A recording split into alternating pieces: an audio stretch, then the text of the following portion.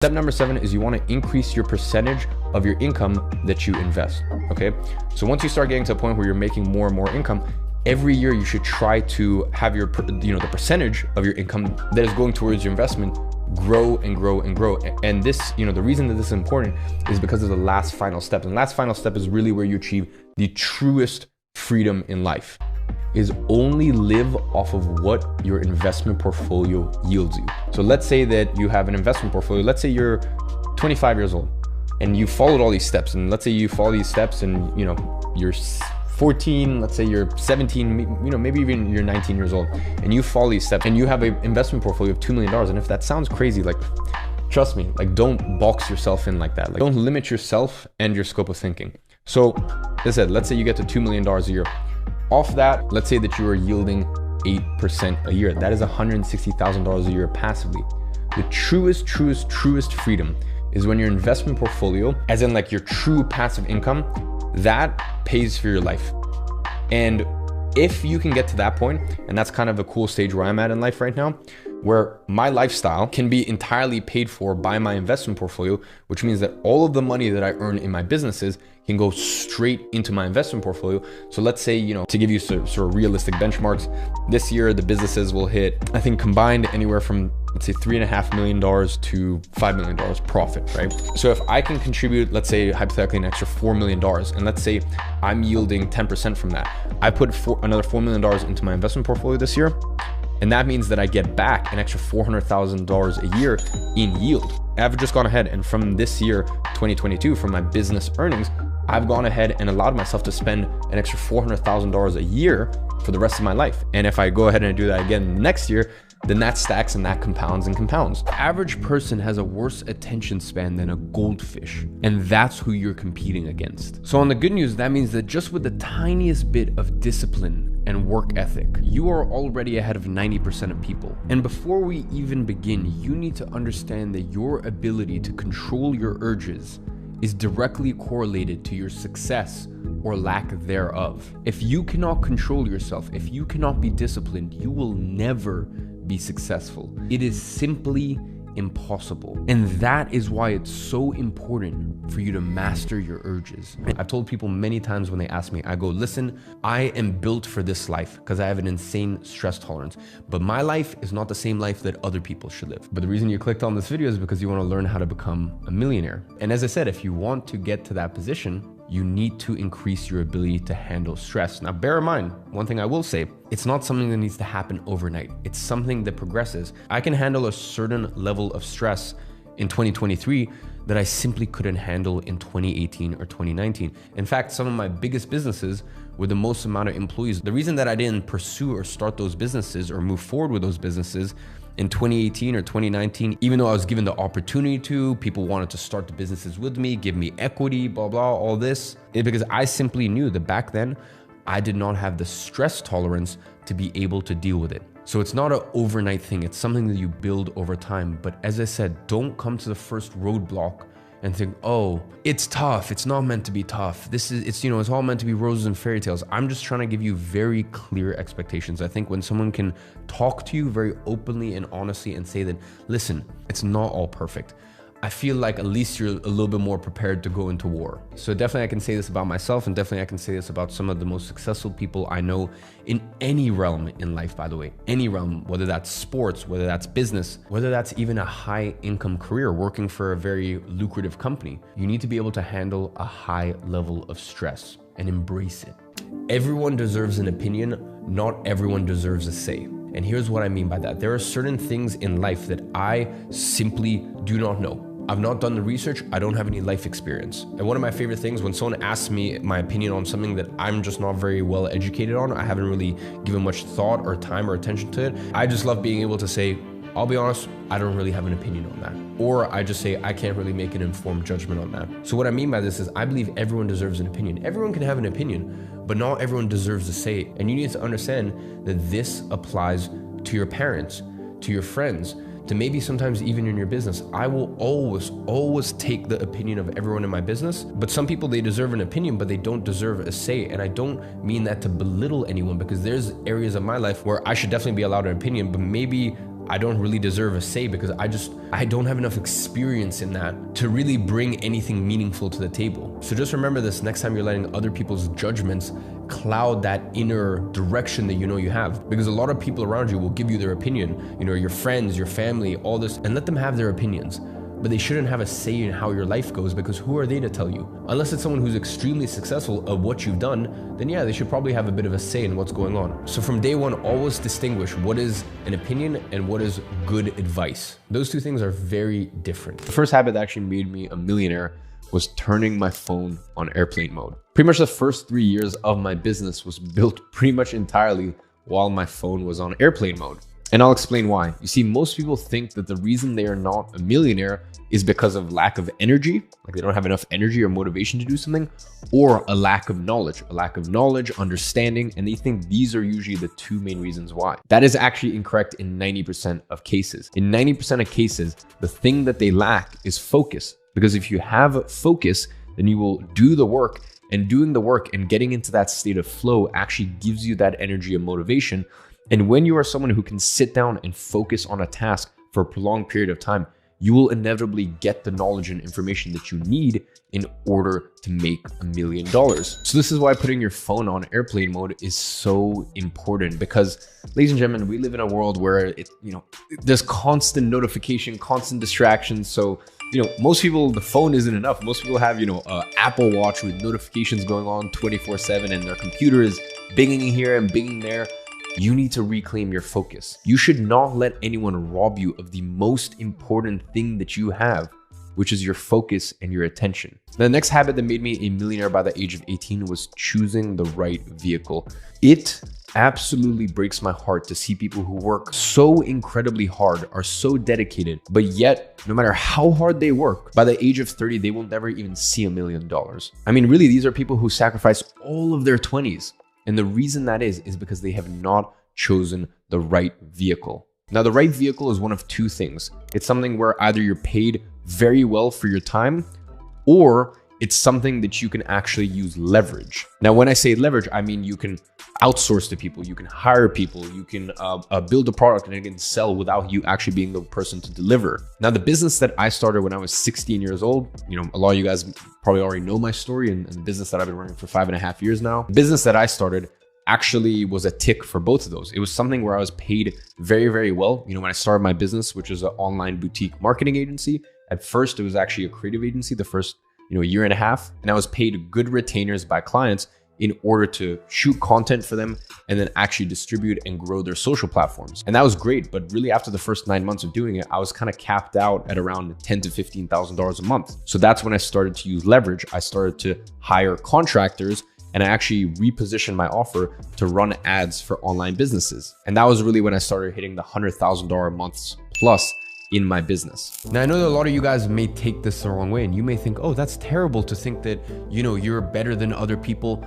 Now, bear in mind, you're not disrespectful towards other people, but in certain domains, you're better than other people. You think Michael Jordan doesn't look at everyone around him and goes, yeah, I'm better than you guys? Do you think that industry leaders and shakers don't look at themselves and go, yeah, you know what? I've got something special to me? Now, when it gets dangerous, and I'm sure we all know these people, are the ones that think that they are special, but they won't put in the work. The reason you can think you are better than other people is because you have simply put in more hours, more time, and more work. So listen, you should absolutely believe you are special. You should absolutely believe that almost to an extent, you're better than most other people who are so brain dead, so asleep, are so scared to run towards the things they want in life. So there is absolutely nothing wrong with having these feelings as long as you back it up. Because if you don't back it up, then it is simply delusional. And I will be honest with you, there are lots of people, as I said, I'm sure you know lots of people that are extremely delusional. They're like, I'm gonna be a billionaire. Cool, do you have a plan? Do you have any sort of roadmap? In fact, let's put that to the side. Have you even made $10,000 in your life? Have you made $100,000 in your life? So let's not talk about billionaire status yet. So as I said, you never ever wanna be delusional in life. We should always have that feeling of being special, of being meant for more in life. I can tell you for a fact, growing up from the age of even 6 or 7, I just had that feeling that I was destined for more, that something great was gonna come out of my life. And that was even from a young age. And I remember even, in school at the age of 13 or 14 years old, feeling a sense of like, yeah, I was better than my peers. Even though at that time, I hate to use the word bullying, but I was being picked on heavily. I was a complete outcast, a complete outsider. Within the realm of school, I failed in every single arena you could think of.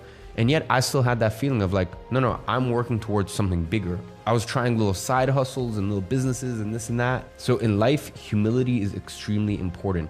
And you should be able to assess your life situation and look at your life situation and not be like, as I said, these idiots that are like, oh, I'm gonna be a billionaire, and they just sit on their ass all day and don't do anything about it. You should feel special. And then you should put in a special amount of work, a special amount of dedication to prove it to the world. And that's exactly what I did.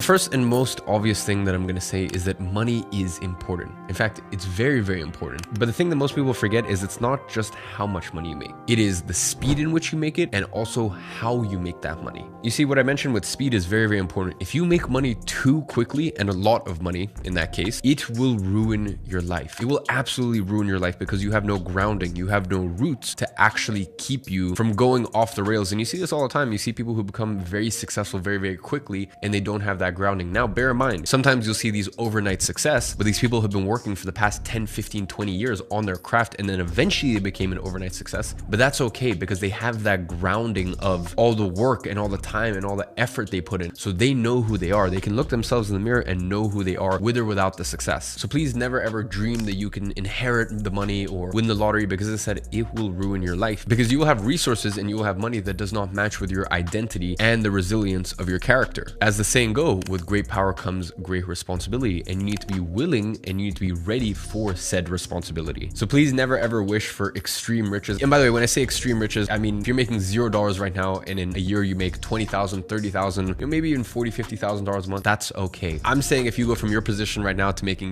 millions a year, that will really, really ruin your life, especially if you don't have those roots and all of those years of working hard to really build up your character. So that way, without all of your externals, you know who you are as a person. Living in Dubai, I see a lot of examples of this, especially a lot of the crypto guys out here. And by the way, this is nothing against them whatsoever. Obviously, life has just forced a very interesting situation on them. But as I said, I have witnessed with my own two eyes how it ruins people. These people can never ever work hard again because they ended up making a lot of money with crypto. And bear in mind, in 2021, I made a lot of money with crypto, but at least I had, 6 years of business background and I was still making millions a year with my business. But I also knew, hey, a large part of this is luck. I didn't think I was some genius, super genius, anything like that. I knew that a large part of it was luck. So just remember, slow money is better. You will feel far more fulfilled and you will embody the traits that you want to embody far more when you make your money slowly. So now if you want to make money and actually enjoy it, you know that the slower you make your money, the more fulfilling it will be when it comes. And by the way, this doesn't mean that you shouldn't try to make money as fast as you can, because for 99.9% of you, it will take far longer than you initially imagine it will to hit your financial goals. So now that we've addressed the speed in which you make your money, which most people never consider, now we also need to think about how much. Now, I can tell you honestly that I have felt my absolute richest when I was making between $10,000 to $15,000 a month. That was the quality of life where I felt the absolute most abundant. Now, bear in mind, I was 17 years old when I was making that amount of money. In modern day times, and with inflation, everything that's happened, especially over the space of the last 2 years, I would say if you can get to $20,000, $25,000 a month, you will have freedom. And that is the most important thing in life. Now, once you get to around $1 million a year or so, that is really where you can start to afford more luxuries, and you can afford more nice things in your life. But also, because you can afford more nice things, when you do have the nice things, kind of wears off. Like even just nice dinners and stuff like that, it doesn't have as much meaning because you could technically do it whenever you want. A $5,000 holiday, if you're making $1 million a year, you can go on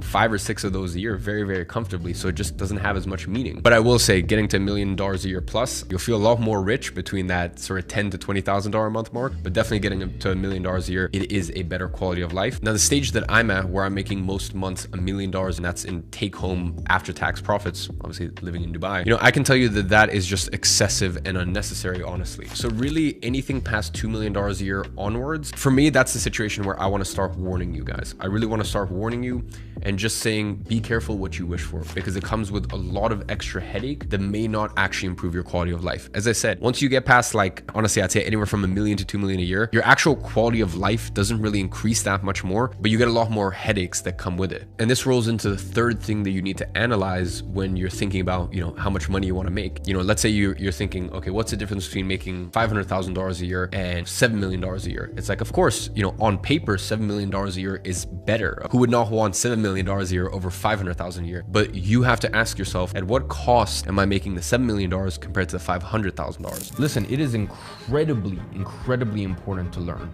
Learn as much as you can, but it's far more important to apply that information. I want you to view my videos as an interesting viewpoint, an interesting perspective from someone who has walked the path very publicly. I've been documenting everything for 8 years now on YouTube that has walked the path that you want to walk. But none of it will have any effect whatsoever unless you apply it. Now, the thing is, YouTube is a very smart platform, and it can be a very dangerous platform because sure, you have interesting educational, but remember, view my content as entertaining. And by the way, I want you to view most books out there in the exact same way, because most books, what it is, it's 15 pages of gold and then 300 pages of fluff, because they can't sell you a 15-page book and people will pay $12 for that, even though it's really only 15 pages that are valuable. Really, the only thing that I would consider proper learning is when you know exactly what you need to do and you're educating yourself on how to do it. Let's say there's an aspect of your online business or your online career that you need to work on in order to get ahead. Well, then immersing yourself in that specific topic, that's education.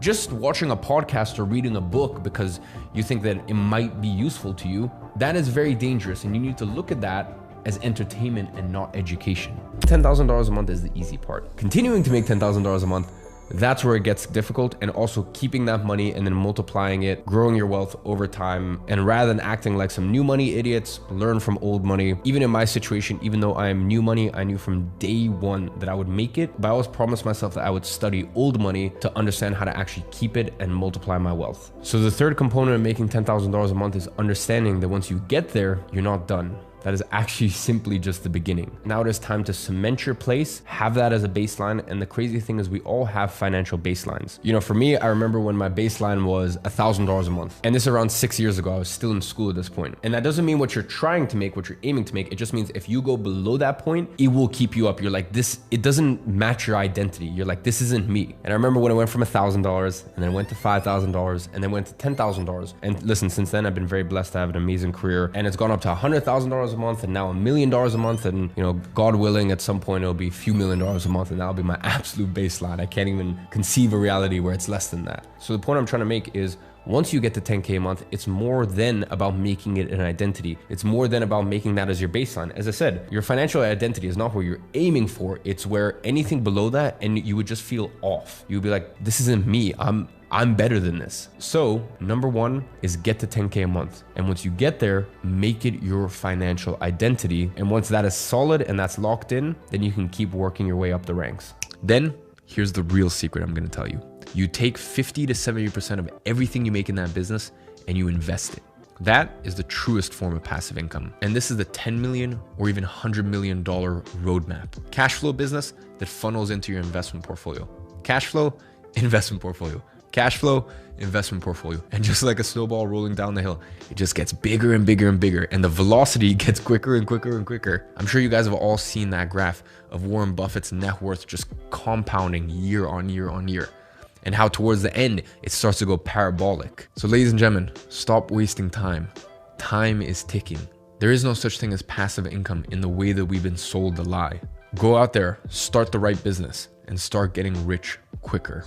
You see, the issue is in modern society, everyone is in such a rush to become a millionaire. And the reason they're in such a rush is because of the things that they think it will give them. And by the way, I'm specifically speaking to the teenagers and the students here. You've got kids who are 16 who are in such a rush to become a millionaire, because I know exactly what they're thinking. They're thinking, hey, once I'm a millionaire, I'm gonna get all the girls, or people are gonna be impressed, and I'm gonna be able to buy these things. And I'm gonna talk to you very frankly as someone who made their first $1 million in cash in the bank at the age of 18. I'm going to tell you this right here, right now. When you make money at an early age, and I'm not talking early like 25 or 27, 28, because that's still earlier, or maybe even 23 or 24. I'm talking early as in 18, 21. No one is impressed. They just think you are a lucky kid. I can tell you this because I experienced this. Very few people thought he was a genius. They're like, oh, he got lucky at an early age and he's probably gonna lose all of it. Because Honestly, that's what happens 98% of the time. So that's number one. And number two,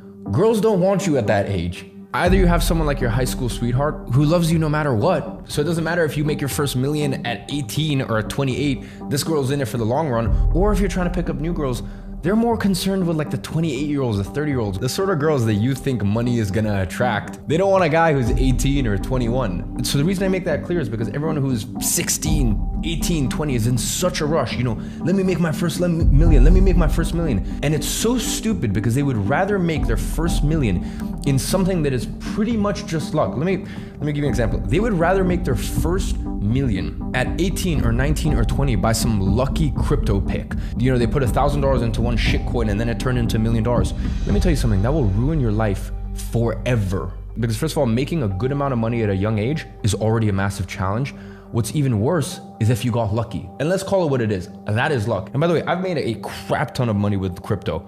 But I never thought that was me being a genius. I just knew, hey, there's a small part of my investment portfolio and cool. In 2 years, I made almost $10 million from crypto, but that wasn't my career. And let me tell you something, if that was my career, I would be very depressed right now considering everything that's going on in the crypto markets. And if I didn't get out at the right time and all of this stuff. But for me, I was always very chill about it because I planted my seeds. I've been an entrepreneur for 10 years. I have all of these businesses. So I know that I'm going on a little bit of side tangent here, but that's all to say that the best time, truly, I can tell you, the best time in my opinion, to make money is from the age of 25 to 30. Now, I happen to make money a lot younger, but also bear in mind, I started my first entrepreneurial venture when I was 14. So 14, 15, 16, 17, 18, 5 years. It took me 5 years to make my first million. Remember what I told you earlier on? I said 5 to 10 years to make your first million. What happened to me? 5 years.